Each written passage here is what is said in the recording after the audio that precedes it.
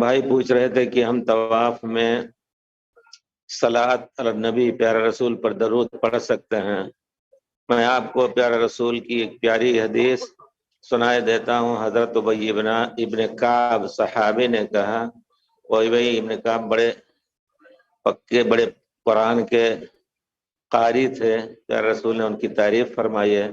وہ کہتے ہیں، اللہ کے رسول، میں اپنی دعا کا آدھا حصہ صرف آپ پر صلات پڑھنے یعنی درود پڑھنے میں خرچ کرنا چاہتا ہوں۔ پیارے رسول نے فرمایا، بہت اچھا، وَإِن زِدتَ فَهُوَ خَيْرٌ، اور زیادہ صلات پڑھو تو خیر ہے۔ کہتے ہیں، اللہ کے رسول، میں چاہتا ہوں کہ 2/3 آپ کی درود کے اوپر ہم اپنی دعاؤں کا حصہ خرچ کریں۔ پیارے رسول نے فرماتے ہیں کہ خیر ہے، لیکن اگر اور زیادہ درود پڑھو تو خیر ہے۔ کہتے ہیں، اللہ کے رسول، میں پوری دعا اللہ الحمدللہ رب العالمین کے بعد جو دعا کرتے ہیں، پوری دعا اللہم صلی علی محمد وعلی آل محمد کما صلیت پر خرچ کرنا چاہتا ہوں، اسی لفظ کے ساتھ پوری دعا۔